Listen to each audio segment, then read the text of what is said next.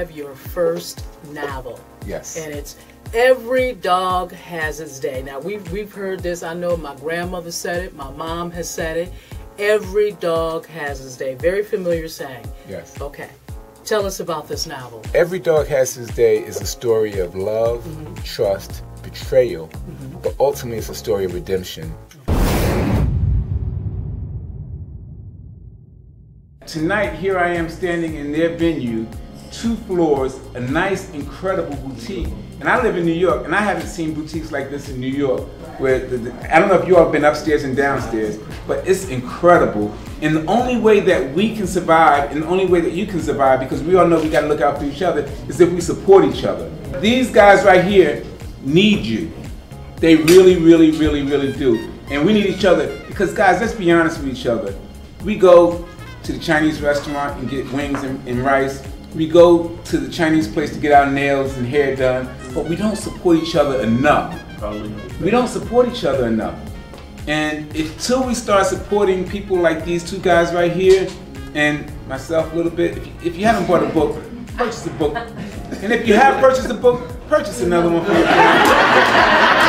Because you know what? I paid $90 for an extra baggage fee, and I'm not trying to pay an extra $90 going back.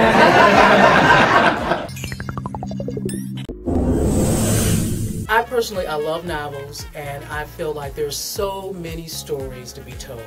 Why do you think that your story, that in terms of your first novel, why is it so relevant today? Well, one thing that makes my story personally to me relevant, I love to write stories about redemption.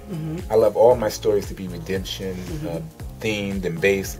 I always want, not where the guy at the end or the women at the end get saved and you know the cloud and and all that. That's not what I'm about. I'm talking about still going through the consequences of your actions, still suffering the consequences of your actions, but at the end of the day you can still be redeemed and get back on the right path and trail of life. And that's what basically Every Dog Has His Day is about. It's a story of redemption, and it's something that I've gotten incredible reviews about. Essence Magazine, the book editor, who reads tons of novels, he called me personally and said, you know what, Dana, normally I don't read independent authors' work, but something had me grab your book, and I could not put it down. And this is from a book editor at Essence the book editor, Patrick Henry Bass. When I grew up in Jamaica, Queens, New York, from 1 year old to 9 years old, this was my next door neighbor, and this is my first girlfriend in life. They used to call us sardines, no, Frankfurter and pork and beans. You remember that? Of course. I used to feed him ices from the Mr. Softy truck. You remember that? She's a feed it on my chest. No, I'm joking. But no, this is my first girlfriend in life. Life. Yeah, seriously. William, good morning. Good morning, Dr. White. How are you? Doing great. I got a very personal story about Dana Hubbard. I grew up with Dana Hubbard in Hampton, Virginia. Dana was in high school at Hampton High School, and I was probably in about middle school age, or at that time it was junior high school. And I don't know what Dana's talking about, but Dana Hubbard is a heck of a man. Let me tell you, I looked up to that guy. He was one of the first guys in our circle of friends during that time to go to college. And I'll never forget, he was a mascot at Hampton University, and I thought that was the coolest thing in the world, and it caused me to go to college. And Dana, I just want to thank you, brother. This is Bill Wharton. I look forward to seeing you tonight at your book signing. Bill, I thank you so much, man. That means a lot to me, to be totally honest.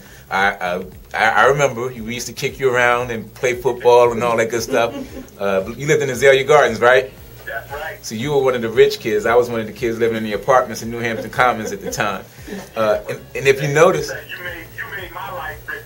I'll never forget when I was in college, man. I saw you on the big screen in Malcolm X, and I told everybody out there, hey man, that's Dana Hubbard. He grew up in my neighborhood, and I could never have been prouder of you, bro. Well, I thank you so much, man. I totally appreciate it. This is Dale Got Boldo from the Wanda at Large, from the Wanda Sykes Show. He was in Thor this summer.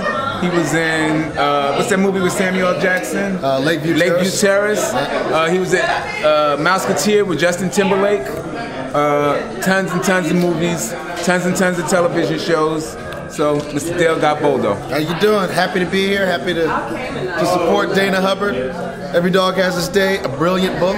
I'm just here to support, have a good time. Every Dog Has Its Day is a trilogy. It's I have Every Dog Has Its Day. The next book is Never Play with the Woman's Heart. It's a continuation. And then the final chapter is I'm Not Who You Thought I Was. Will the characters be consistent and carry on in the next story? Yes. Love those. Yeah, love I'm Not those. Who You Thought I Was is the closing chapter of Miles' story.